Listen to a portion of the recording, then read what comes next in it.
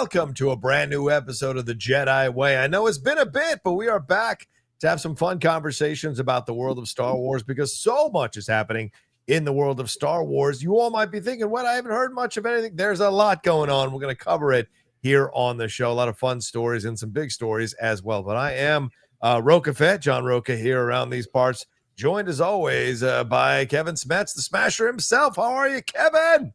Yes, everything's transpiring according to my design.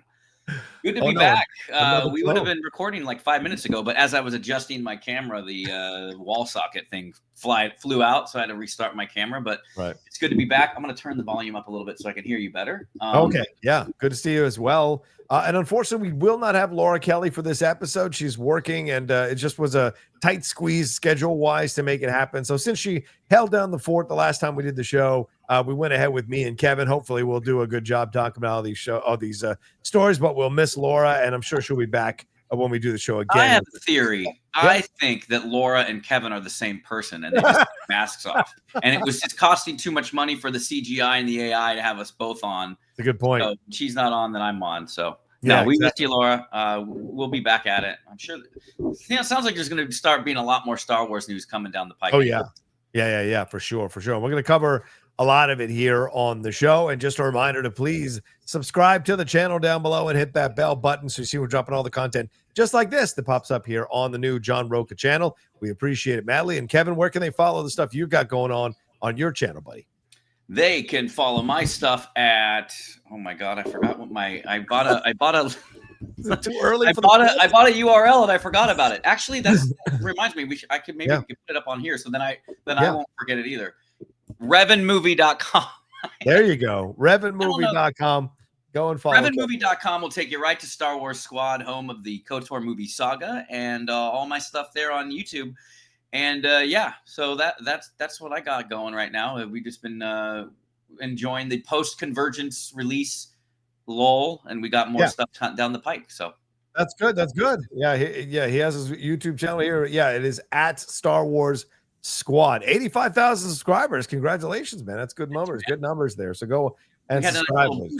When Convergence came out. So I feel like subscribers don't matter as much anymore now with like the algorithm and true. Who knows? You can catch. But let's get into some Star Wars news, brother. We got to lead with the big one that dropped just a few days ago, and that is Star Wars Starfighter. It is on. It is going. It is happening.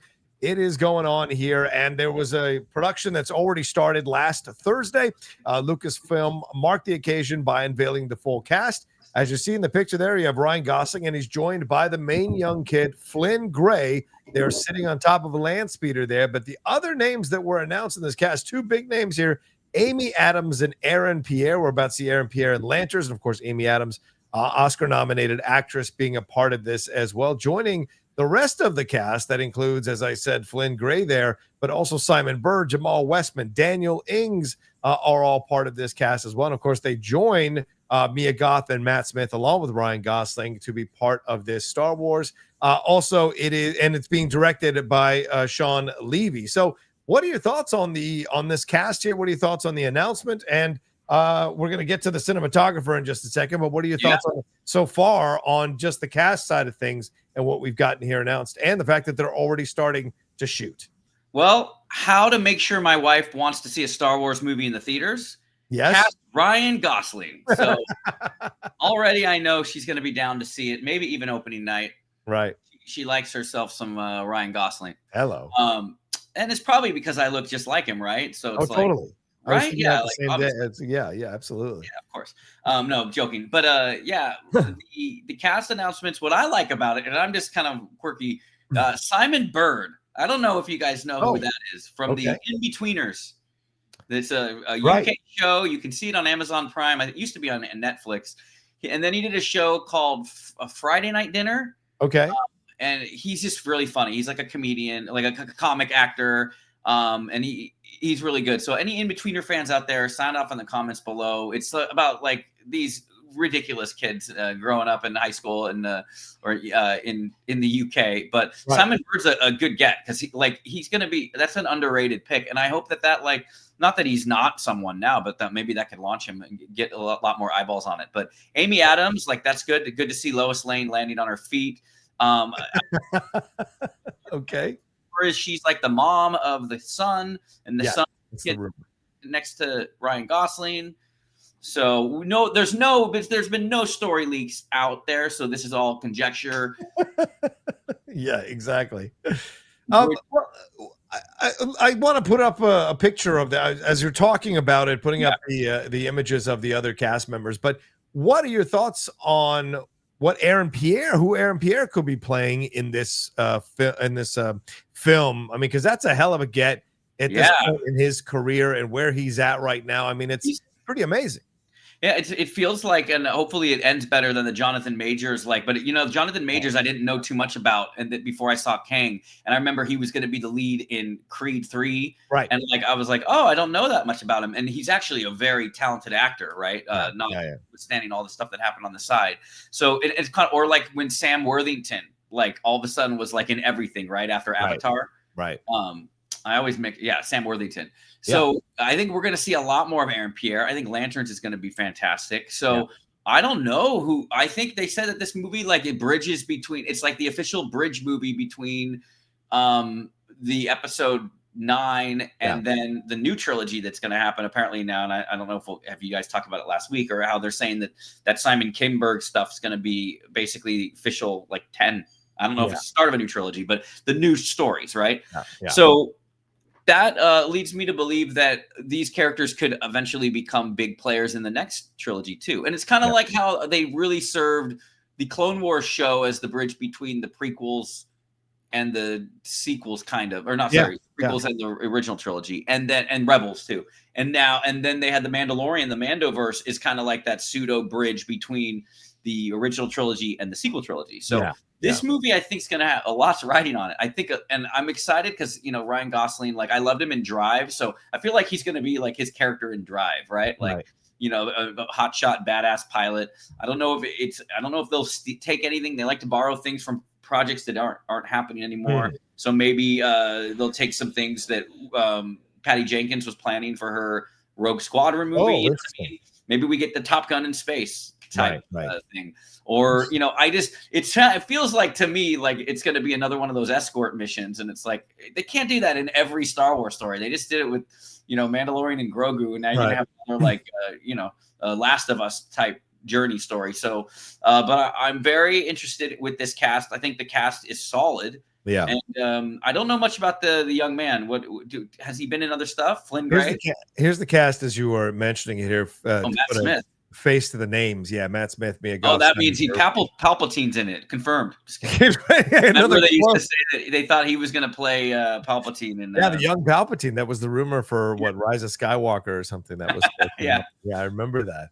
But that's the cast as you see there that has been announced so far. And just to let you know that the cinematographer is Claudio Miranda, who is an Oscar-winning cinematographer who did F1 recently, which is blowing the doors off the box office. Currently, I think still ahead of Superman worldwide F1, which is pretty amazing. He also, of course, did a Top Gun Maverick, which a lot of people thoroughly enjoy as well. So good pedigree coming in. Oblivion, Life of Pi, Tron Legacy.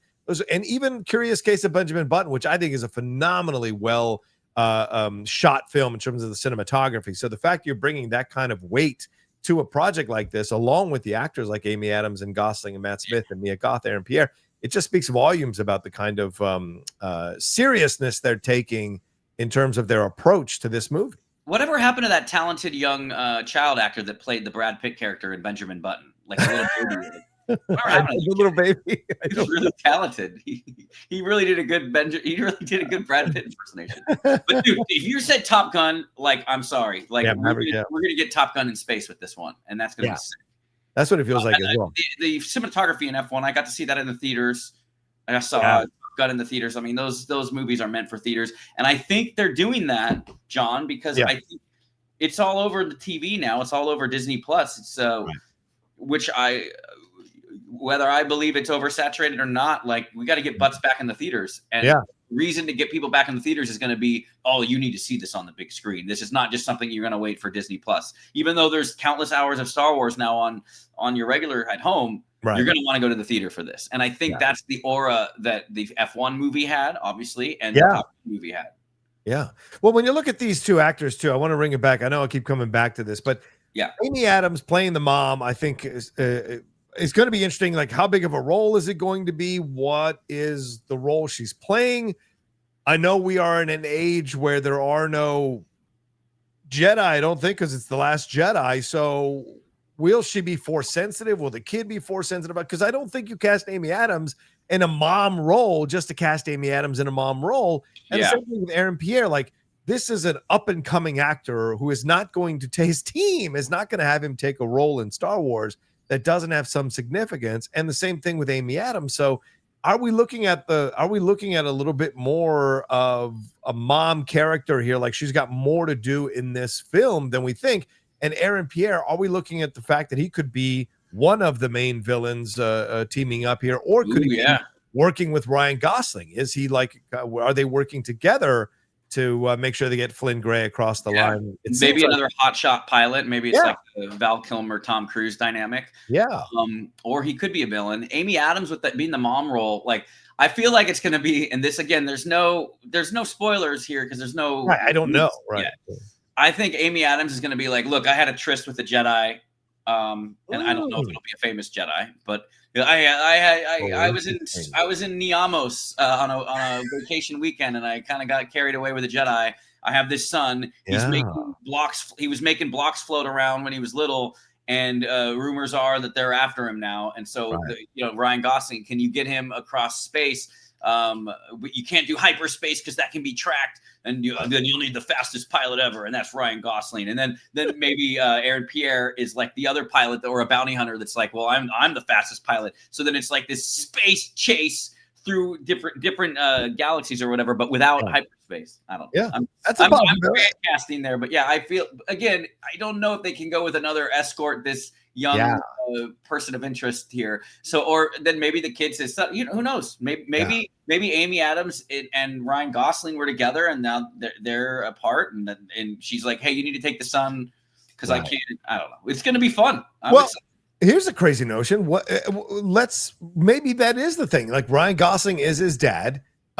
Amy Adams is his mom. Amy Adams possibly a hidden Jedi or whatever, and he dies or gets killed off early on in the movie. So Ryan, in essence, as the dad, or even maybe not, maybe just her brother possibly has to shepherd this kid as like a final wish from a dying Amy Adams to bring this kid to Rey. It's the rumor that they're going to hand the kid off to Rey at the end of the movie. I think that's a way to do that, where you still fit into the conventional lone wolf and cub narrative of a lot of Star Wars projects, but make it different in how we got into this situation. And the kid could be more like Omega in the Bad Batch, where he's got more powers than he's showing and comes in handy as he goes along instead of just being shepherded. I like that. It's almost like, and it's like this movie's The Search for Rey. You know what I mean? And I don't think maybe Force Awakens where she's at the very end, but maybe you do. Like, that's a great point, Kevin. Like, she takes the lightsaber and throws it over her back, and then the world will be super happy.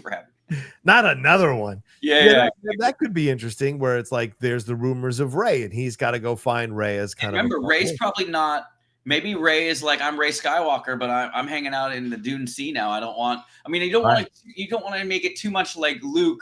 I'm hiding out, but maybe she's like, it's so well hidden because they're so worried that nefarious forces would be out to stop them. That very few people know. Or maybe he's been told like, hey, I'm going to take my brother, my little brother, or my nephew, or my son. And I'm going to take him to the Republic, but the Republic gets under an attack or something. There's going to be some cool thing. It's fun. It's always fun to create these stories. I always like doing that. So of course, that's what makes Star Wars tick, is all of us fan casting and all of us speculating, right, about what's going down. So we'll see. But they're already starting production. So at some point, we're going to get ourselves some teasers, some trailers, and some on-set photos and things of that nature. So I'm looking forward next year. Out next year. How crazy is that? Oh, wait, sorry. No, wait. When's it come out? I want to make sure I get that right. But what I get that right. What about Flynn Gray? What do you think about him? He was in 2 episodes of Wednesday.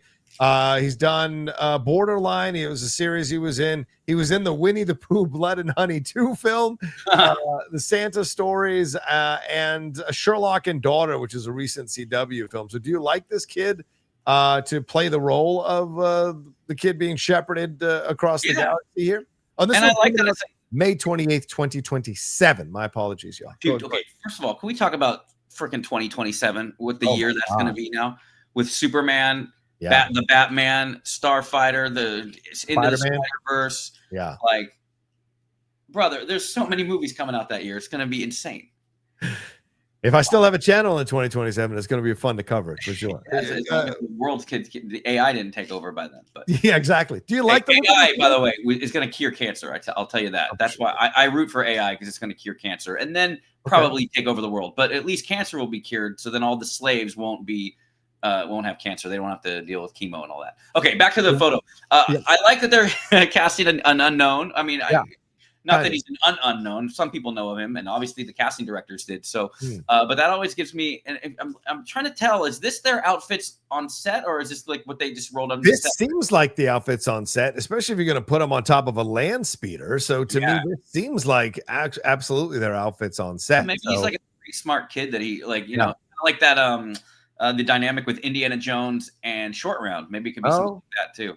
I don't know anything about the kid, but I do like that it's a no name, and I wish the best for the kid. I know in this day and age, getting onto Star Wars almost, although it used to be a dream for many, now probably scares the crap out of people because of the way the toxic fandom is. So I hope the fans are kind and that there's no ulterior motives going in to want to hate the movie, and hopefully give this kid a shot and give the movie a shot.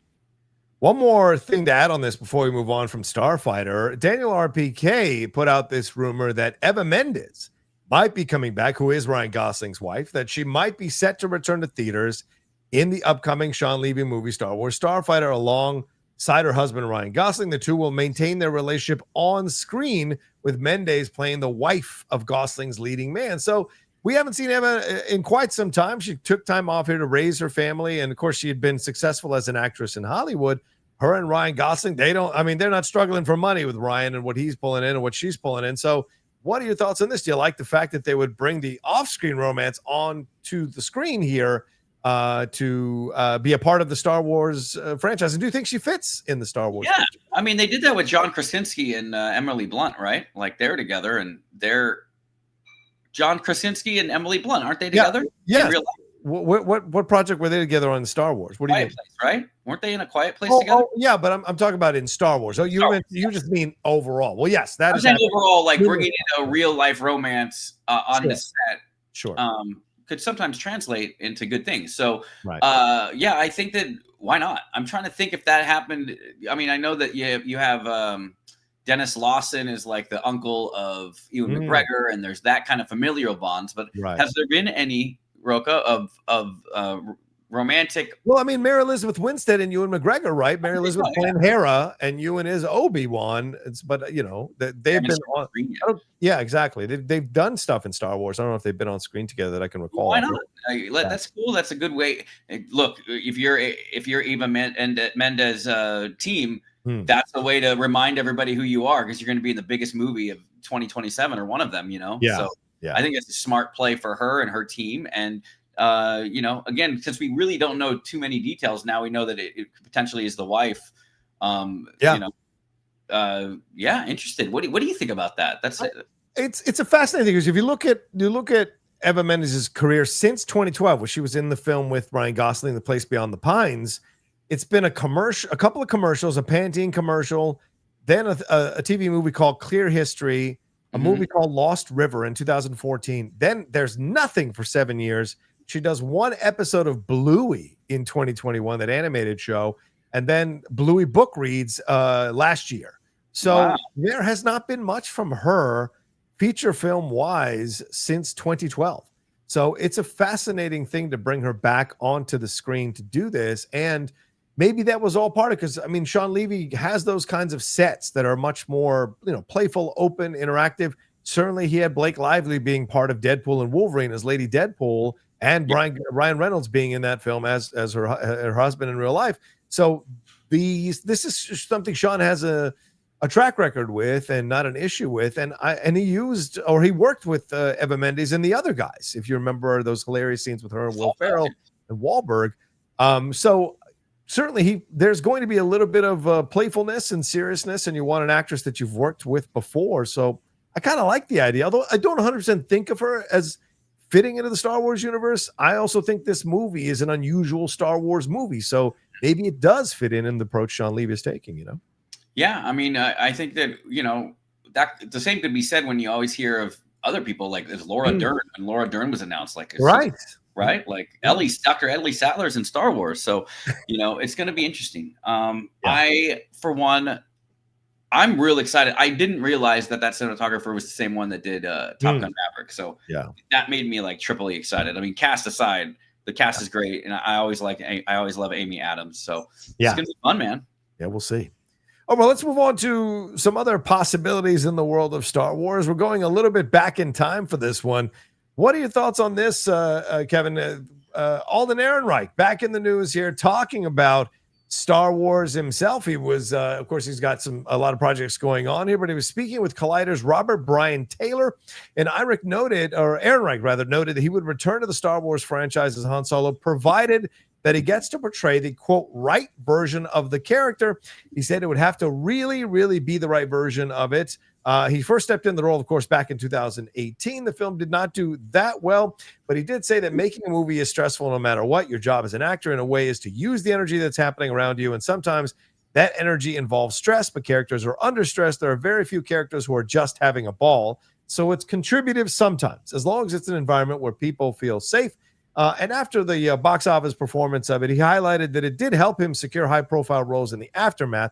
He said, quote, "It set the stage for a lot of things that I get to do now," talking about Solo. "It's a great platform, and there were some really great times during it, and I'm happy I get to do what I do now." So I know our people at the Resistance Broadcasters are constantly pushing for a Make Solo 2 happen. So do you think the public or the Star Wars fans might warm up to the possibility of him coming back as Han Solo? Because I think the movement to recast these iconic characters from the original trilogy is growing louder and louder, the desire to see that, because we want to see more stories with these characters. What are your thoughts? I'm a little disappointed that he said, like, as long as it stays true to the character. I don't know if that's a low grade, like a hidden subtle jab at Solo, a Star Wars story, because good call. I share the same sentiments as our friends at Resistance Podcast and our also friend Ken Knapsack, who said Ken Knapsack once made me love that movie even more. He said of that scene where he's like, "Oh, I am a scoundrel," or "I'm not a good guy." I'm not. When he's like that is he was like, that is quintessential Han Solo. Whether the guy doesn't do an impersonation of Harrison Ford like we've seen those other actors do, like that one kid that I remember. I was pushing for that one kid that was in. He ended up being a stunt double in. Or a face double for him in the Dial of Destiny. Okay. He played a young He played a young Harrison Ford in that movie with Blake Lively. I forget the name of it. Oh, Age of Adeline. Age of Adeline. Yes. Apologies, I don't remember his name right now. I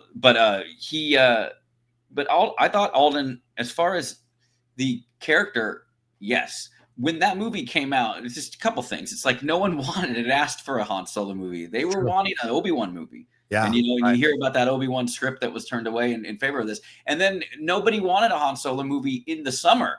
Yeah, like keep it in the winter. It was the biggest gaffe ever, because if that movie played in the winter, it became with my buddies and I, like they would come visit me up in Santa Monica, and like we'd have a weekend. It was like when you go to a fantasy football draft and you have all your friends together. It was like Star Wars weekend, and we would like go out on that Friday night and like or see the movie and then like go out that week, the rest of the weekend. It was like a weekend, but it felt Christmas. It was like a Christmas tradition, right? Or during that season.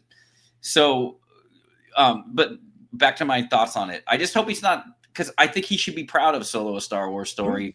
I think that movie just got kind of from the reshoots, and then obviously there's that vibe of like, oh, it was reshot, maybe it's not that good, and then with Ron Howard coming in, and all of that, and even people were being negative when the Super Bowl trailer hit. So it's like he didn't do a Harrison Ford impersonation, but he did a Han Solo character. And there's a lot of scenes in that movie, like when he's in the closet with Kira and moving over those capes and stuff like that. That's like George Lucas was on set for that and said that was like very Han Solo to him. So I hope he's not, but there's hope if the actors are involved.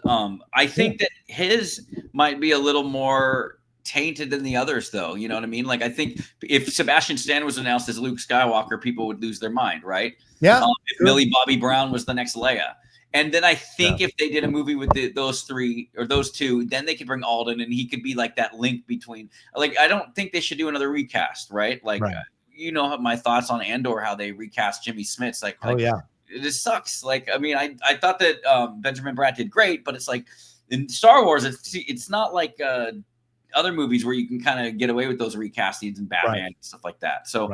I don't know. What do you think? Like, you like Solo Star Wars Story? I forget where you land on that. I think it's a perfectly fine film. I don't love it as much as Ken does or the Resistance people do, but I like the film. It's a completely watchable Star Wars film. But for me, I'm just not swayed that it's this incredibly underappreciated film. I think it's a fun film to put on a Saturday afternoon and enjoy while you're cleaning the house or futzing around in your office. Like, I just don't think it's that kind of film. It's not Rogue One to me. It's not Empire Strikes Back to me, but that's okay. There's okay. A lot. There are a few Star Wars films that aren't like great, incredible. I got to sit down and watch this stuff type of film. So I'm okay with that. Or Attack of the Clones. Oh, Solo. Yeah. Oh yeah. Solo or The Last Jedi. So that's tough. Make a short of this. It's going to go viral. Whatever you say. Okay, because the last hour of The Last Jedi is some of the best Star Wars that's ever been filmed. So to me, that's a tough one because it's a film of two. It's two films in one to me. And as soon as it makes that turn in the last hour and a half, I think it's some of the best Star Wars ever. So sub that out, everybody. Your shorts guy. Make sure when Scoundrels Inc. we would average like 30 views. But then you do one video of Brandon Hanna, which there's a bet I always say his name. One video of him saying that Last Jedi is a great movie. It gets like 100,000 views. We're like, because everybody's shitting on him. Yeah, exactly. Well, yeah, and that's how it goes with that kind of thing. But I would probably take Solo over Last Jedi because unless I can start Last Jedi at the 30 to 45 minute mark, I certainly take it over Rise of Skywalker. That is just absolutely the truth. That's fun. That's funny you say, like, because a lot of people think the Attack of the Clones too, like the last 45 minutes are really good, right? Like with once they get to the arena and stuff and all the other stuff. The arena. Yeah. But it's not enough of time in the movie that's well over 2 hours for me to put it fully above Solo. But I would take Solo. That would be fun for us Jedi Way to do retrospectives on all the movies. We've never really done that stuff like that. That's a good point. We should maybe sit down and have that conversation about how to do that. I'd be down with that. But I do like Aldren, aside from the movie. I like Aldren Ehrenreich in Solo. I liked his energy for Solo. I think it made sense. People thinking you can find another Harrison Ford. There's a reason he's a fucking unicorn. It's because you don't find Harrison Ford kind of actors lying around on the hanging out in casting offices ready to just have their opportunity. They're a rare thing to find. And so having someone who can convey his energy and put his own twist on it, I think there's something really powerful about that. And clearly, as Aldren Ehrenreich has shown us in Oppenheimer, and I would argue in some of the scenes in Ironheart, the man is a damn good actor. And he's engaging and charming and fun. And I do think if you removed all the drama from the Lord and Miller Ron Howard situation, if you had a director who was there from beginning to end with a good idea, a good script, and some new and exciting approaches to the Solo character that will make people love him, I think he'd do an excellent job and the film would be well received. I still think that Lord Miller Solo is one of the greatest losses we've ever had as fans of Star Wars. Because I think wasn't Michael K. Williams in it too? He was like the Michael Kenneth Williams. Yes, he was going to be the villain instead of Paul Bettany. Yeah. Wow, what an interesting thing that I mean, it's somewhere, it exists out there. I wonder if one day we'll see the Batgirl movie, and I wonder if one day we'll see the dailies from that too. I think we'll see the Batgirl movie before we ever see the dailies for that movie. But maybe we need to break in and steal the dailies, if it even exists. The rare misstep. I know people love to come for Kathleen Kennedy, but I think most of the time when she's replaced directors, she has made the right move. We saw that in Rogue One. I think I don't think Trevorrow was going to do a good job. I don't think Josh Trank was going to do a good job. She made the right moves. But I think she messed up in moving Lord Miller off. They were almost done with the movie. And so I will always sit in that place that we lost something probably groundbreaking and amazing because people didn't sense that film was going to go over with Star Wars fans. And you should have let us decide if it was going to go over with us or not, considering how Solo came out anyway. So yeah, I'd be happy to have him back. I hope he comes back. And I think the public would be open to it, to be honest with you. But I mean, wouldn't it be fun to see him pop up in something as a kind of a hidden cameo and then get people excited about it again? I do think with more time, I love the resurgence and the love that Hayden Christensen's gets. Right. I always liked him. Yeah. And I felt so bad when, for years, like I love Kevin Smith, but like, I just thought that was so shitty. Imagine Hayden Christensen goes to see Clerks 2, was it?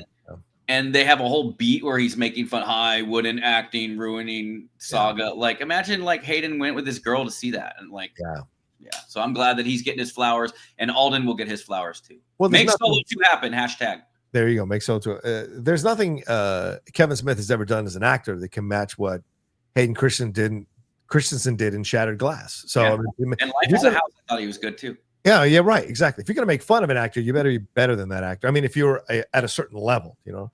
All right, well, let's move on to another project here, Kevin. Let's talk about Star Wars Visions. This is on the horizon. Volume 3 is coming, and fans apparently have plenty to be excited about, not only the new studios and fresh perspectives, but also the return of a few standout stories. And recently at Anime NYC, producer James Waugh explained that some of these stories simply demanded more exploration, and the team couldn't resist exploring them. Take the Ronin, for example. Junpei and Takashi Okazaki had such a distinct, undeniable framework for storytelling. And Waugh said, when you hear their pitch, you just kind of know, okay, we have to do that story. Then there's The Village Bride, which was a short that quietly became a fan phenomenon. Cosplayers were showing up as F at conventions at San Diego Comic-Con and Star Wars Celebration. That resonated in a big way. And of course, The Ninth Jedi, the cliffhanger alone, practically begged for more. Waugh admitted the ending, quote, almost speaks for itself. Volume 3 will finally explore what comes next for those characters and the galaxy they inhabit. But also, there'll be fresh perspectives here, which I think will be fascinating to see. Waugh said the volume broadens the scope. This volume broadens the scope. You can expect resistance stories, rebellion stories, and even smuggler-centered adventures, perspectives that don't always get the spotlight. But one show, perhaps most intriguingly, one short dives deep into the psychology of a stormtrooper. It's a side of Star Wars we rarely get to see. Yes, there are still Jedi stories, Waugh said, but the focus shifts to more grounded, character-driven corners of the galaxy. So this sounds like a really awesome volume of animated shorts that we're going to get with Star Wars Visions. And I have to say, man, this has been some of the greatest stuff that Star Wars has produced since the Disney purchase. I love Star Wars Visions, and James Waugh's comments here, it gets me more excited for Volume 3. What about you? I mean, your whole time you're talking, I was trying to figure out that photo. Like, is he doing the samurai self-stab, or is there a saber about to stab him? He's pulling it out. He's pulling it out? Yeah. It looks great.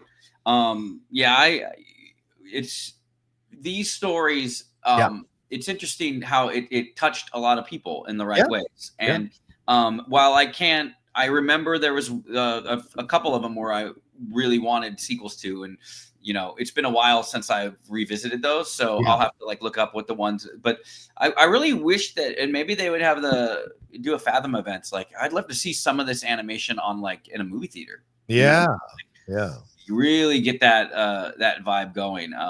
Especially some of the animation styles they have.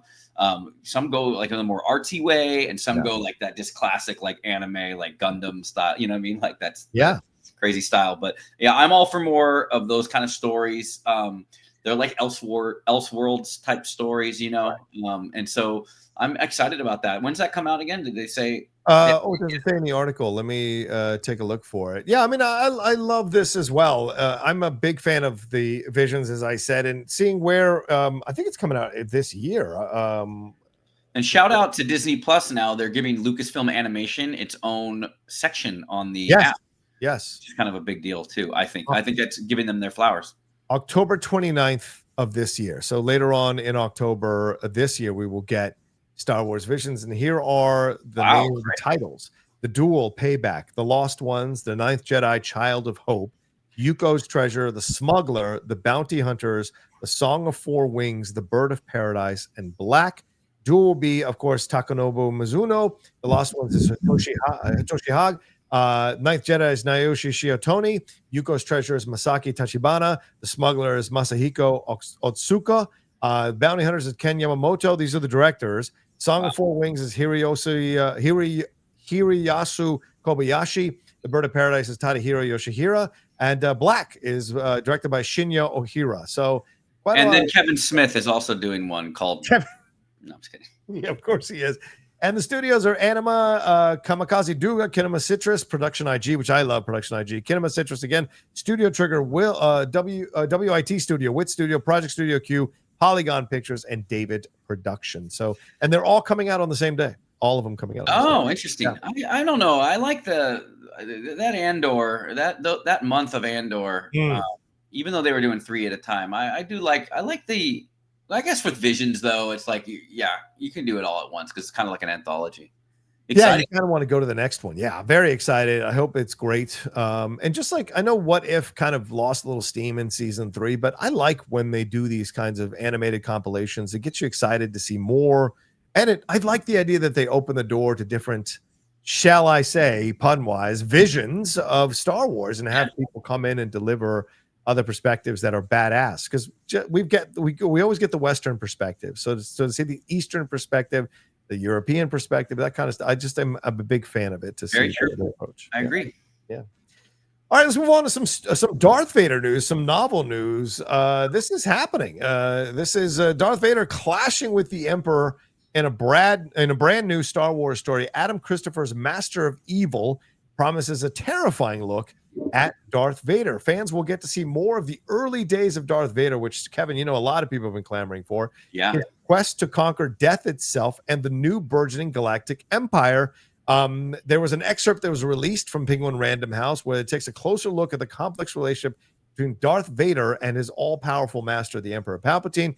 After visiting a cave in Mustafar and bleeding his kyber crystal, Vader returns to his master with more questions than answers. He is quickly and painfully reminded of the cost of his own ambition. So, what are your thoughts on the idea of that we're getting, early Darth Vader? We're getting the relationship with Palpatine explored again, which of course gets explored in the movies and in the comics and in the book sometimes, and the cover of that book, man. This looks pretty awesome. Yeah, they had that whole era of the early Vader. I think they can do a show. I think they could do a Disney. Oh yeah. Show. I mean, a movie fine, but like a show that really could be like slow, but in a good way, like taking its time. The comic series had a little bit about this, like the way he bled Crystal, and then he had a vision of, well, what if I don't? What if I go back to the Emperor and I say, no, I want to be redeemed?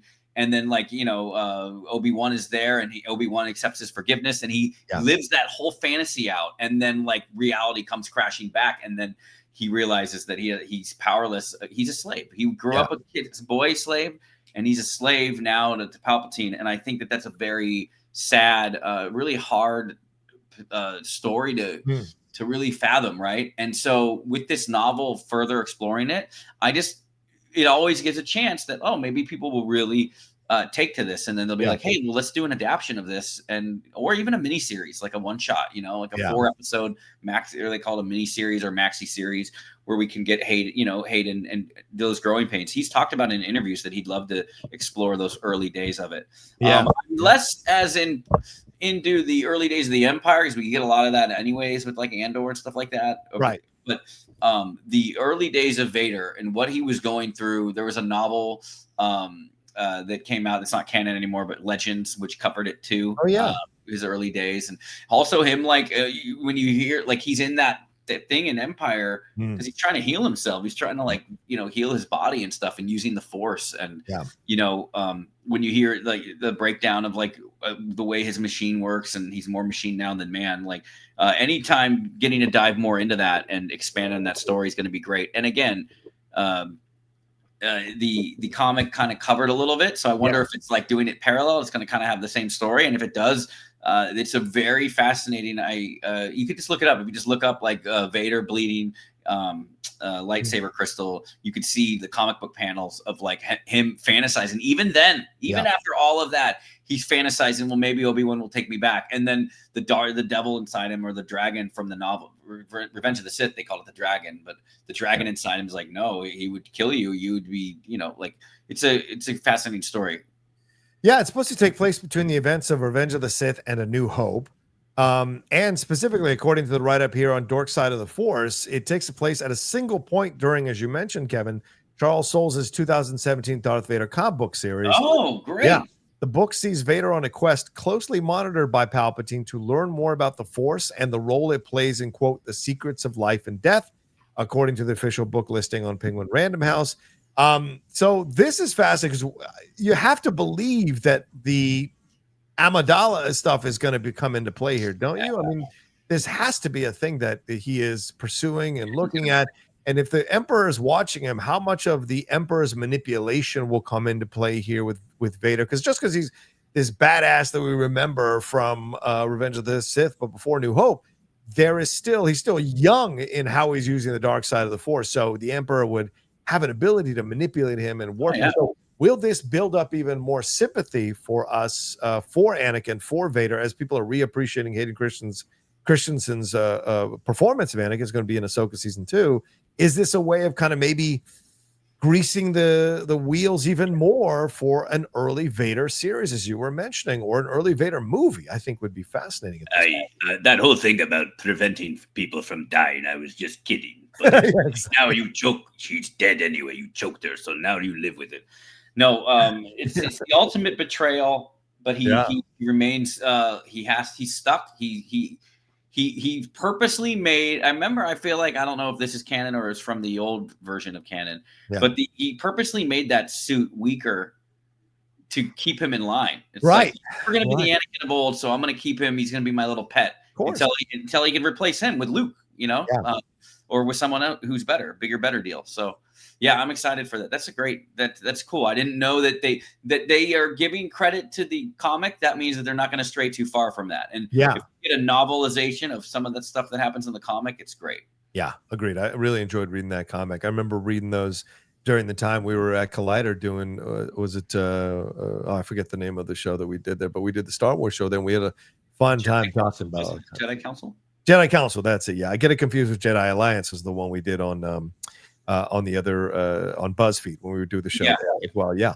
But this I'm excited for this. I love more Vader stuff. I love that Random House sends me the stuff here. I've got the Bad Batch novel there. You guys should definitely check out their novels.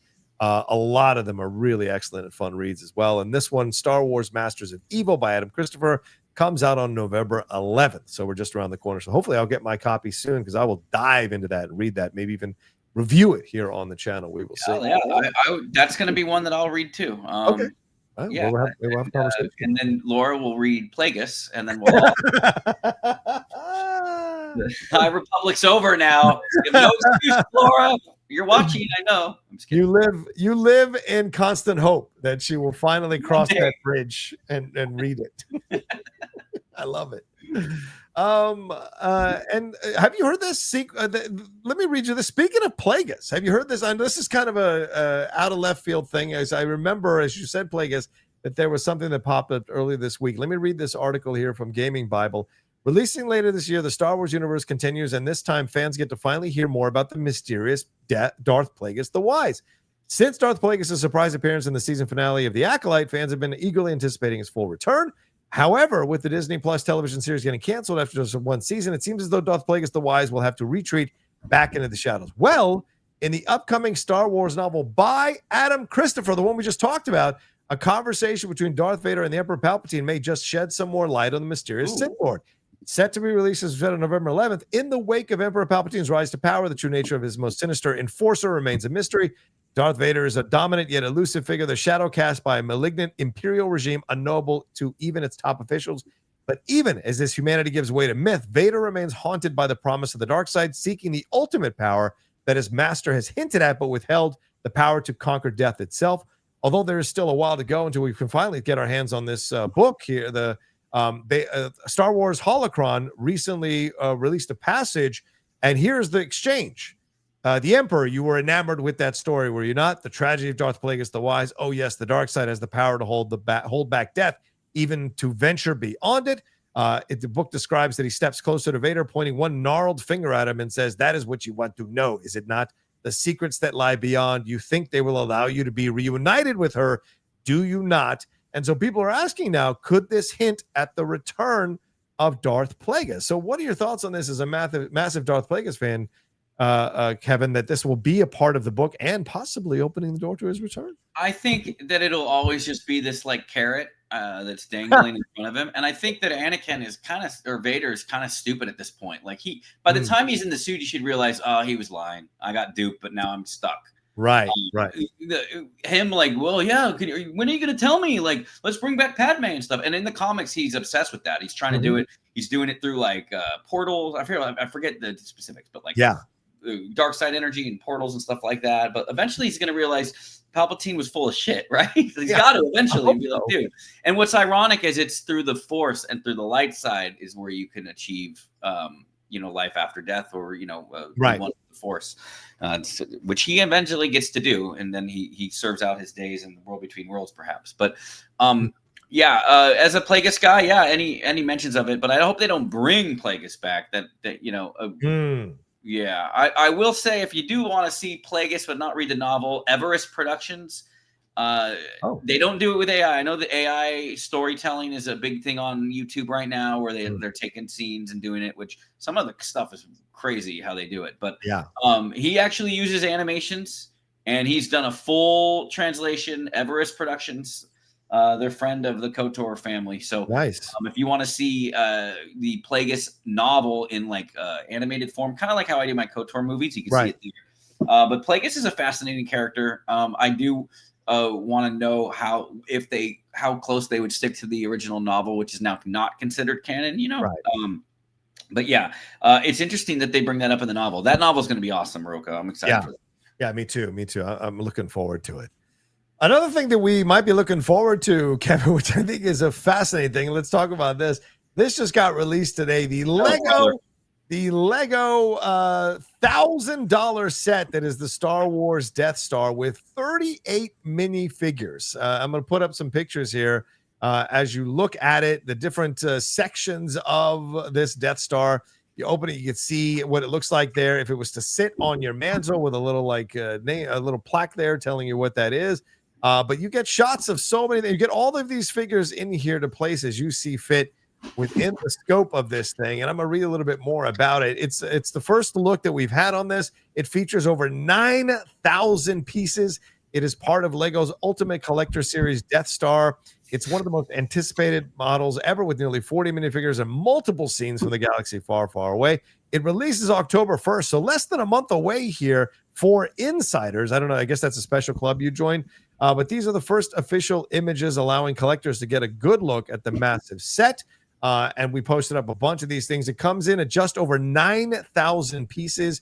The new USCS Death Star is absolutely huge. It's 20.6 inches high, 18.9 inches wide, and 15.1 inches deep. And the set will cost $1,000 overall. So you've got to be really, really hardcore collector, I would think, Kevin, to even consider buying this, let alone spending the time to build it and put it up. Let me tell you about Legos, okay? Okay. My wife, the sweet woman, gets to be this. Oh. Which is like a Ahsoka ship. Yeah. And I'm like, oh, cool, daddy-daughter time. I'll like build it with Kira because Kira likes her Legos. That's only 599 pieces. How many is you said? 9,000 pieces. 9,000. Over 9,000. 9,000 plus.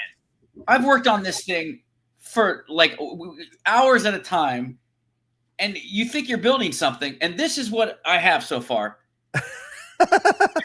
It looks like and this like snaps off. I'm horrible at Legos, obviously, and my daughter must be looking at me like, "What's going on with you?" But this looks like the internal combustion engine. Like it looks like I could, you know what I mean? You build this. This took weeks because I don't have that much time. Obviously, I'm not sitting there for 5 hours at a time. But like, I don't know, man.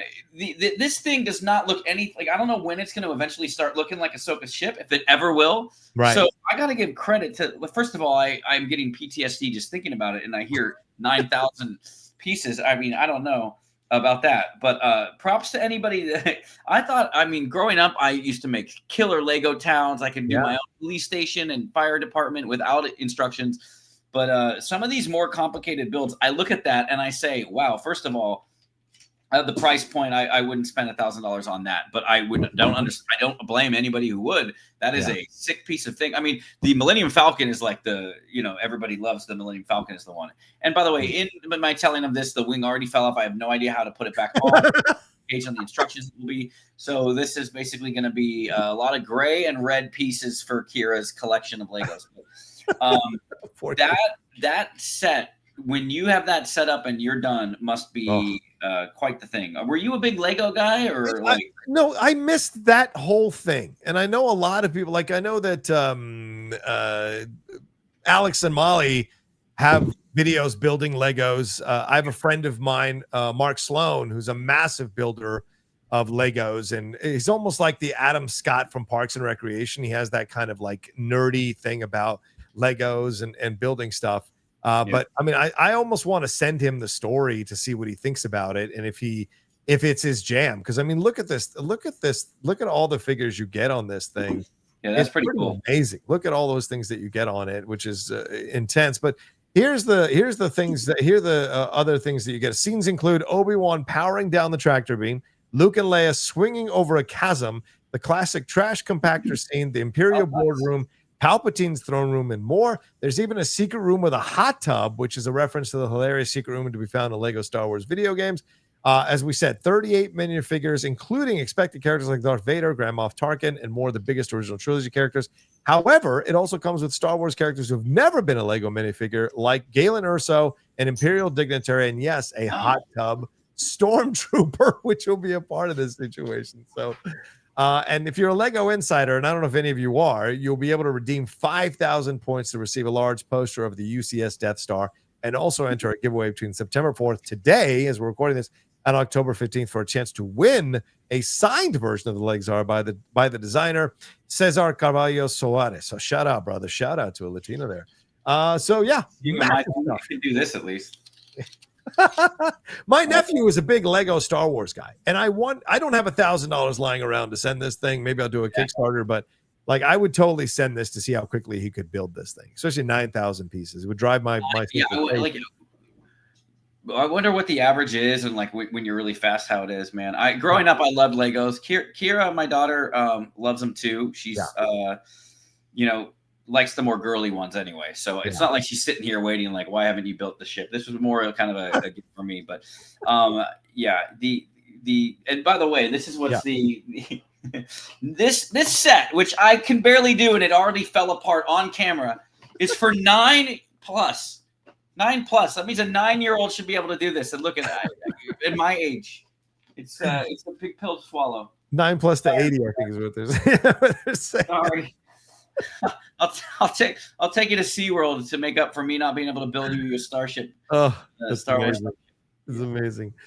One last story to wrap up, Kevin, because we're getting close to the hour mark. We got to wrap it up here. This popped up this week, which is really interesting. I don't know if you saw this story, but actress Celia Imrie, who is a part of the new film that's on Netflix, the Thursday Murder Club.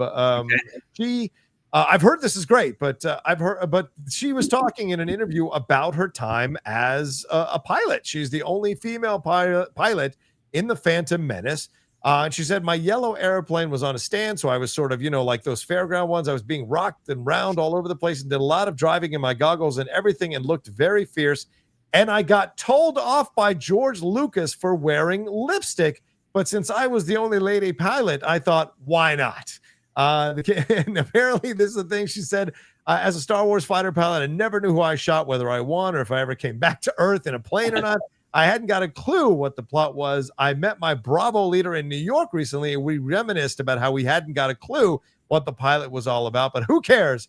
I was in Star Wars, and this is one of the most popular parts that I can ever talk about, especially in America, and especially with young gentlemen who can't believe that I was Bravo 5 in Star Wars. I got a feeling that Celia does all right with the male attention in her life. So this is a fascinating situation to hear George Lucas getting upset about a female pilot wearing lipstick. I wonder if there's a Wikipedia article about her pilot. No one did any. Maybe. You know, like what was her pilot's name? Do we know? Let's see here. That's a good question. Find out live here on the air. We got a couple more minutes left. I don't see it. I don't see it here. Let's see. Phantom Menace. Yeah. Female pilot. Let's see. We got it. Okay, Danae. Okay, here we go. Bravo 5. Bravo 5. There she is. All okay, right, Bravo so, 5. Yeah. Did May Elberger, aka Bravo 5. That's the name. The battle. I'm gonna go ahead and ask good old ChatGPT. Oh no. Oh, she needs to look up her story. Oh. Note, Danae Elberger, Bravo 5, did not survive the Battle of Naboo in the Phantom Menace. She was one of the Naboo Royal Space Fighter Corps pilots flying the N-1 Starfighter alongside Anakin Olay and the rest of Bravo Squad. During the assault on the Trade Federation control ship, her fighter was destroyed by vulture droids, and she was killed in action. Little extra trivia, it was played by Celia Imrie. Yeah. Also, Bravo 5, Naboo pilots were highly trained compared to clones or X-Wing pilots. Any sources to confirm this? But yeah, so... Unfortunately, I hope maybe she likes to believe that she's alive, but maybe canon, the official Wikipedia page, doesn't explicitly mention her fate, survival or death. So, but Legends states that she survived. So ChatGPT is full all over the place. Yeah. According to the Fantatreks article commemorating Phantom Menace, Elberger is noted to have survived the battle. So, good job, ChatGPT, for completely giving me 2 answers within 2 prompts. This is why I don't trust maybe they're not going to say maybe cure cancer quite yet.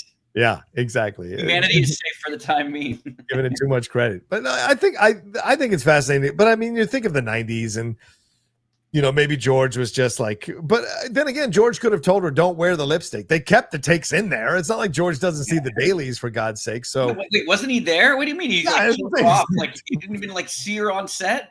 Maybe it was because of the second unit. Maybe that could be things of pilots, like that stuff that like the first unit director, right, or second unit director might shoot. Like, maybe he's often shooting the desert scenes in Tunisia. Second unit photography, maybe. Yeah, so maybe they were just like, hey, while you're doing that, just shoot all these pilots. Like, that got him and stuff like that. Yeah, so. yeah. Well, I like to think that she survived and became Poe Dameron's grandmother. maybe.